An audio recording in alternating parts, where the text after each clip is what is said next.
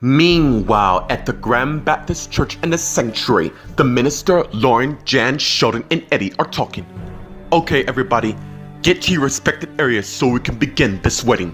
And as Jan's iPhone rings, and she got it out and saw it's Carly, and as she answered, "Yeah, Carly, I'm kind of busy at the moment. I would be calling if this was important." When is it? "You need it in the courtroom for your testimony. As of now, my husband's on the stand. The judge is giving you about 30 minutes to get here." "Fine, I'm on my way." And as Jan hung up, "What's wrong?" "I'm needed in the courtroom. Apparently, I'm the main key witness to what happened, Vanessa." "You two should go. I understand." "No, I will go. My husband can stay here so he can fill me in." And as Jan went and kissed her husband, and as she pulled away and turned and walked out, just as everyone took their respective spots and turned and looked in the back, just as Jennifer came to alertness. "What was that?" "Jan got summoned to the court to testify. Anyways, you have a wedding to attend to." "Yeah, I do for the matter. Let's do this." And as Lauren began escorting Jennifer down the aisle, soon they arrived at the front where Eddie is. And as Lauren went and stand at her respective spot where Jennifer came to where Eddie is. And as they turned and faced the minister. Meanwhile, Olivia's walking down the hall, and as she head outside towards the courtyard and see Wilma and Patrick talking, and as she stopped and went and hid on the other side listening while they continued talking. "Hey, seriously, for what it's worth, I don't regret it. If I had another chance, I'd do it again. You understand me in ways nobody else ever could. The question is, what are we gonna do? Stefan knows what we did, and if Julie and Olivia were to find out that we slept together, it would tear them apart in ways we can't imagine." Unbeknownst to Wilma and Patrick, Olivia's on the other side with her right hand covering her mouth while she's in tears after hearing the betrayal. And as she turned and walked away, unaware that somebody else is watching Wilma and Patrick. Meanwhile, at the Los Angeles courthouse in the trial room, as Taya's trial continues, Dollar begins questioning Bobby, who's on the stand. "Bobby, how long have you known Taya?" "I know long enough to know she wouldn't kill anyone." "You seem pretty confident to answer." "That's because it's true. Those bogus charges pinned on her will be dropped. She's a good person and not a threat to society." "I understand you were present at the time when Vanessa situated." "Objection, Your Honor," and as Scott stand up. "Let me move on," and as Scott sat back down. "You seem pretty loyal to your newfound family, even though you're only married to Carly since last summer." "Right." "Objection," and as Scott stand up. "Has nothing to seriously, Dollar. Is there a question? Please get to it." And as Scott sat back down. "Actually, I'm done for the moment. Scott." And as Dollar went and sat on her side, while Scott got up and came to where Bobby is, while Carly came back in, and as she went and sat next to Sharon, Tyler, Lucy, and Tristan, and they saw her. "She coming?" "Yeah, she said she'll be here as soon as she can." Meanwhile, at the Applegate apartment in Thomas' apartment, Thomas came in, and as he closed the door, and turned and saw Cassie waiting on the couch, and as she got up, just as he came to where he is, and he took out his iPhone and pulled up the text and showed it to her. "Really? Is this how you communicate with me after everything we went through? I know it's gonna be sudden. You think? I just need some time to evaluate myself. By ending our marriage? Really? Come on. Surely there's more to why you sent me this text." "As a matter of fact, there is." Meanwhile, at the Havenhurst Ridge Manor in Bradley's room, Rachel and Aaron came in and saw Angela, Vince, Casey, Bridget, Rita, and Julian there, and they saw them. "We got her as soon as we can." "I take that you two know we do indeed. In fact, we had to run her at home, and she was so defensive about her being the real thing when she's not." "Guys, we're running out of time here." "Where's Bradley?" "He said Ravenwood to see if he can find his wife, the real one. I just hope it goes well." "Yeah, about that." "Oh, here it comes. This imposter Karen told us it won't be easy at all to find her." Meanwhile, at Ravenwood in the front area, Martha and Bradley are talking. "I'm not buying the BS, Martha. I don't know who gave you strict orders just to say what you're saying right now. I am the new head of this place, and if you keep your little stray, I'm gonna have you banned from this place, not to mention filing a restraining order against you." I'm gonna be frank with you, and I don't really give a damn how you take this. My wife's in serious danger, and if anything happens to her while being in your hands, I will never forgive you, but you better believe this is far from over. And as Bradley turned and walked away, just as Martha came to one of the guards. Make certain he's gone. Yes, Miss Graham. And as one of the security guards turned and walked away, just as Martha headed to her office. And as she arrived and went in and closed the door. Seems you did good, my friend. And as Martha turned and saw Stephanie sitting at Martha's desk. Meanwhile, at the Los Angeles International Hospital, Mildred Willie Jordan is walking down the hall, and as she's thinking, fool, you are so damn clueless to beat Jack. Mildred and Karen will be taken care of. In fact, this couldn't play out better than I imagined. Now then, let's see how my victim, aka husband, is doing. Soon, Jordan arrived in Andrew's room, and as she went in and saw Teresa and Juan looking at their son, who's in a coma, and they both turned and saw Jordan, who's shocked to see him. Teresa, what? I'm so glad you two can make it. Yeah, Juan and I would have been here sooner, but the flights got so delayed, not to mention our jet being renovated, so we'll send his jet and here we are. What exactly happened, Mildred? Someone tried to kill him with poison. Yes, we get that part. Why? Unless this is some sort of retaliation for Frank and me being murdered. And as Joseph came in Andrew's room and saw Teresa, Walt, and his mom talking. Meanwhile, in Aaron's office, Will came in on his iPhone, leaving Aaron a voicemail. Hey man, give me a call when you get this. I think I might have some good news regarding your daughter. And as Will hung up, just as Karen's Lou Susan came in. Ah, isn't this precious? Playing the best seat to the end, and as Will turned and saw Karen, who's really Susan. How you doing? Well, as you know, Karen, I got a lot going on right now, but overall, I'm fine. I just can't say the same for the Karen twin, why? Really? And why's that? Well, for starters, she's in for a rude awakening if she thinks she could keep up this little charade she's doing right now.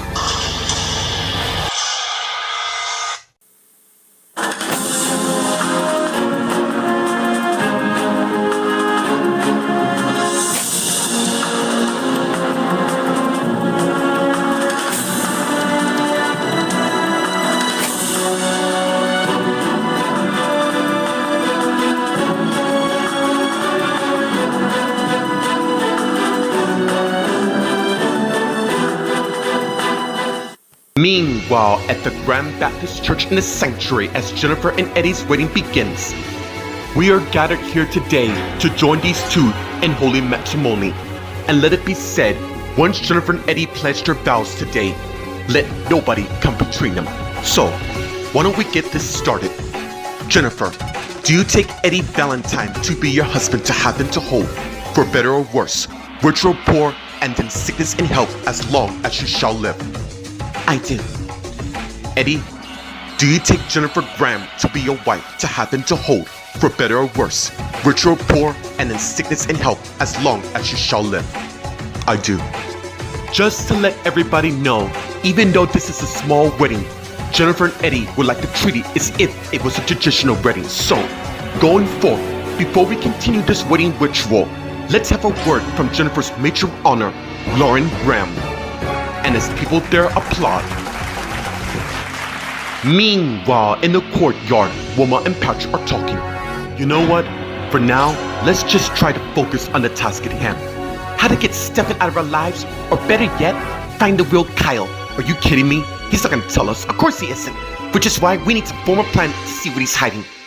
There must be a reason to why Stefan's here, other than revenge. I heard about the cruise incident back in 2000. Yeah. Talk about a horrible night. It really felt like being on the Titanic in some strange twisted sense of way, only to find out the entire situation was manipulated by someone far more powerful than we ever expected. Who was it? Let's just say this person had a grudge that lasts thousands of years, or even more for the matter.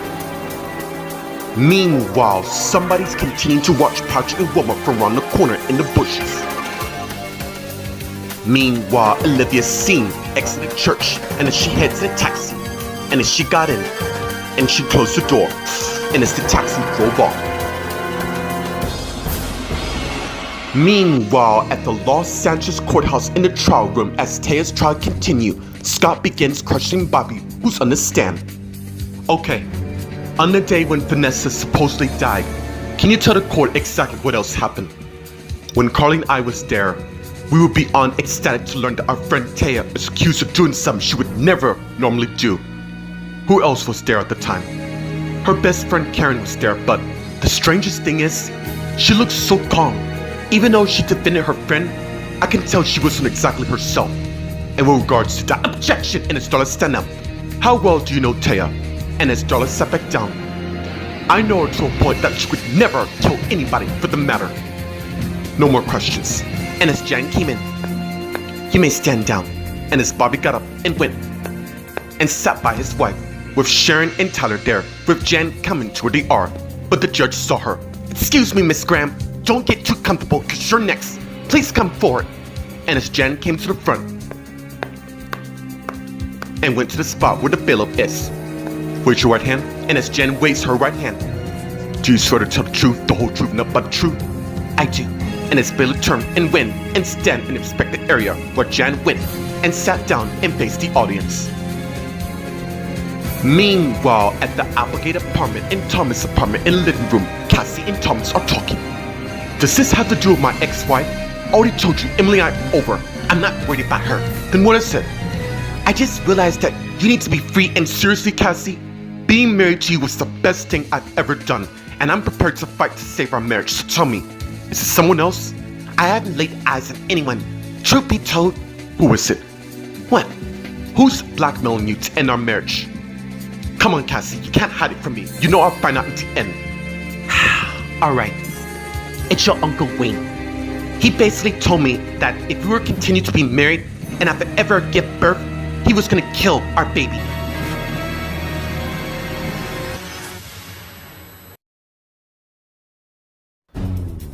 Meanwhile, in Carl's apartment in the living room, Carl's looking at his wedding photo while Elizabeth's on his laptop finish his business transaction and see what Carl's doing.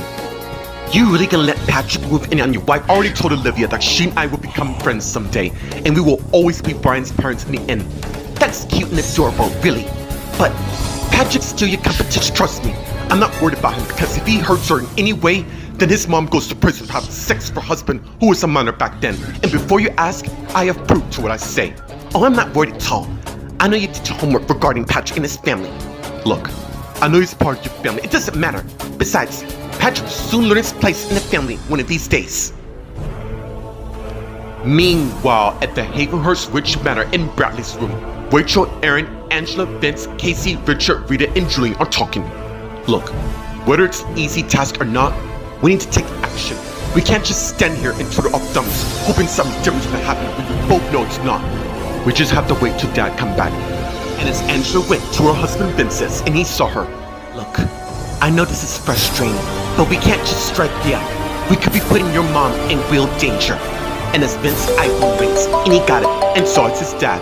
Speaking of which, and as he answered, hey Dad, what's going on? Bad news. Don't tell me. What is it? I'm putting you on speaker mode, Dad. And as Vince put his iPhone in speaker mode so everyone can hear. Getting to your mother might be more challenging than expected. Who's the cause of this? Martha Graham. But I have a feeling there's more to why she wouldn't let me near my wife's room. You think she's in on this? No, that's impossible. Martha would never do something like that unless she was forced to. Meanwhile, at Ravenwood in Martha's office, Martha and Stefan are talking. Why the hell did you make me lie to Bradley? You know damn well he's not gonna quit till he finds his wife. I don't give a damn what Bradley wants. You will play it by script to exact point. What's your endgame, Stefan? Trust me, I'm just getting warmed up. Now, we both know Bradley's not gonna be the one to leave this place so easily. That's why the security guard's following him. And as Stefan got his walkie-talkie. Coverstone, do you copy? Yes, sir, I'm pursuing the suspect. No, keep following him, but be discreet for now. Copy that. And as Stefan put his walkie-talkie down. I really don't understand. Why? It's because I want Bradley to get a glimpse to where his wife is. That way, it'll give him some sort of hope that he think he can win. And when that happens, that's when we strike. Meanwhile, at the Los Angeles International Hospital in Andrew's room, Andrew's lying in a coma while Teresa, Rod, Mildred's Willie Jordan are talking, and as Joseph came in, and they all saw him. Grandma, Grandpa, oh my God, Joseph, it is so good to see you. And as Joseph came and hugged his grandma, and pulled back and went and hugged his granddad, and pulled back. I gotta say, you've grown up pretty fast. Yeah, so much has happened in my life. Overall, Andrew and I are fortunate to have him come into our lives, even though we're skeptical at first. In the end, it turns out I was right all along. That's really good to know. Perhaps we all should get to know each other. Sounds like a plan to me. So, how long you guys gonna be in town? We don't exactly know at the moment, but we are staying here for the duration of our son, who really needs us right now. Speaking of which, I gotta go get Andrew's brother Will. He's probably anxious to see both of you. And as Jordan turned and out of the room, and as Joseph went and closed the door, and turned and saw his grandparents, who said something wrong. What's wrong, Joseph? I need to tell you both something. Meanwhile, in Aaron's office, Karen's Willie, Susan, and Will are talking. I can see you heard what happened. Tell me, Karen, or whoever the hell you are, did you really think you could skate by without anyone notice? That's bitch coming from a former bully. That's right, I know all what you did. You bullied Aaron during his first 2 years of high school before he stood up to some powerful foe that banished him to the Shadow Realm. And you know the rest. First of all, I don't owe a damn thing to you, and second of all, I own up to my mistake. I'm sure you have, but needless to say, I'm the one end up seeing your girlfriend's ass at the end. You mean from a mistake that you caused, right? Because I know for a fact, yes, Tristan didn't kill Angela, and you think I did? Well, you couldn't be more wrong. Am I really? Surely you must have a motive to why you did it in the first place, and I'm getting the strangest feeling that's not the only thing you've done. Either way, I'm gonna find out my real aunt and where she is and make you pay for your action. Good luck with that. Now if you excuse me, I have things to do. And as Susan turned and left the room, just as Mildred's Willie Jordan came in and Will saw her. Okay, what the hell did I just walk in on?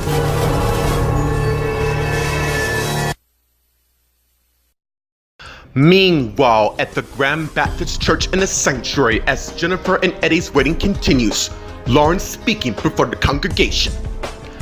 I want to say that Jennifer is the most luckiest girl on the planet to marry such a wonderful person like Eddie, because the love these two share together is not only strong, but it's unbreakable, and it's a true fact. So, I wish these two the best in starting their marriage.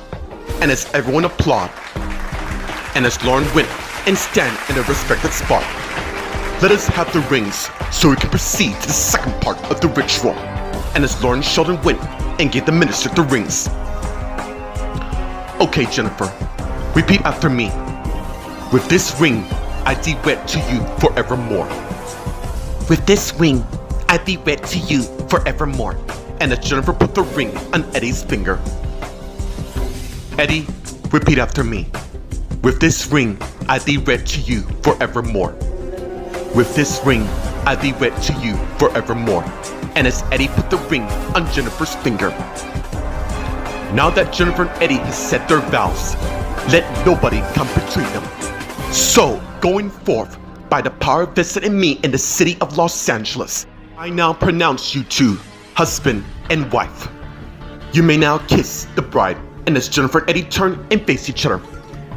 We did it, Mr. Valentine. Yes, we did, Mrs. Valentine. And as they begin kissing each other. Meanwhile, in the courtyard, Wilma and Patrick are talking. Wow, really? How could a person live for so damn long? I know, but they've been hiding in the shadows, waiting for the right time, but overall, he was defeated in the end. That would definitely explain the whole soldiers coming to collect souls. Yeah, to power up some great beast of Atlantis. Well, I'm glad that's over for the matter. Anyways, I gotta go, but I'll keep in touch. Thank you. And as Patrick got up, and as he walked away, while Wilma thinking. Julian, how you and I have really come a long way in our marriage. It just feels like the walls are closing in on me in a weird sense of way. That's funny, because it is. And as Stephanie shot Wilma with a dead gun, causing Wilma to collapse to the ground. Just as Stephanie came to where Wilma is. You and I have a score to settle. And as Stephanie got Wilma by the arms and began dragging her. Soon, she arrived at the storage and put Wilma's arms down. And as Stephanie went and opened the storage, And as she went back and got Wilma by the arms and dragged her in the storage. And as she went outside and closed it, locking Wilma inside.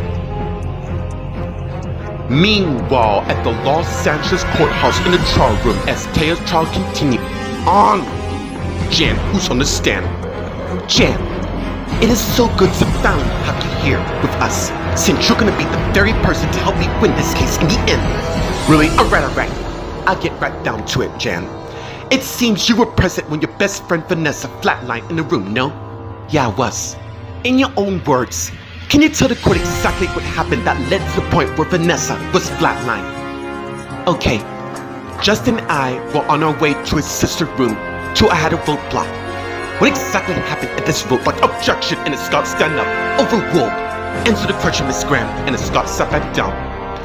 Justin was explaining to me what happened on the plane crash prior to us entering the room, and that's when I heard the noise. According to Dad, you discovered that Vanessa was flatlined with the noise, right? Yes. We called for the guard to come here as soon as possible. Here's the thing. There was already a guard posted at the door, which led me to believe that Taya came in Vanessa's room from the back door. And as Taya thinking, I am so done for. Wrong. This is far from over. Remember, I have to cross-examine her as well. Meanwhile, at the Applegate apartment and Thomas' apartment in the living room, Cassie and Thomas are talking. That son of a bitch! I'm gonna kill him about bury his. Look, that's exactly what he's counting on me to do. We gotta play this at a different angle. Really? How the hell are we supposed to do that? I am sick of my uncle and aunt thinking they can rule my life just like my parents. Wayne and Linda are getting tips. I don't give a damn. They chose that lifestyle, not my problem. Cassie, I am gonna fight for our marriage if it's the last thing I do. It feels really good to hear you say that. I mean it. In fact, I'm gonna give him a piece of my mind right now. And as Thomas got up and headed to the door. Wait, I'll go with you. And as Cassie also got up and came to where Thomas is, and he faced her. I knew I can come and use my wife, and don't you forget it. Meanwhile, in Carl's apartment in the living room, Elizabeth and Carl are talking. Okay, Drew's overseeing the shipment in San Pedro, and as Elizabeth closed Carl's laptop and put it in his messenger bag. How's Rex? He's doing good. Would be a lot better without his parents interrogating him where he goes with me. That's rough. The thing is, he's just so loyal that I feel. Hey, none of that. Coulda, shoulda, woulda been. The point is the now. Thank you. Speaking of Rex, I gotta take a jet to meet him. If there's any more problem, text Harold. Will do. And as Elizabeth got up and went and left Carl's flat. And as Carl thinking, everything will soon fall into place. And as someone knocked on his door, and as Carl got up and went and left his room, and as he headed down the hall to the front of his flat, and as he arrived and got the door, and it's Olivia, and as he sits so warm her.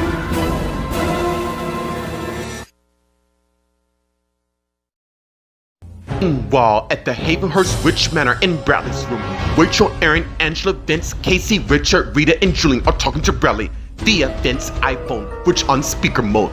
Dad, did she give you any wasted look? You all just gonna sit tight because there's no way I'm leaving till I see Karen for myself. What if she called the cops? I'm not gonna let any roadblocks she throws get in my way. We'll be here waiting for the next plan. Okay, we're gonna do what we can to help you bring your mom, aka your wife. I know what you mean. Hang in there, guys. I'll give you a call. Will do. And as Vince hung up.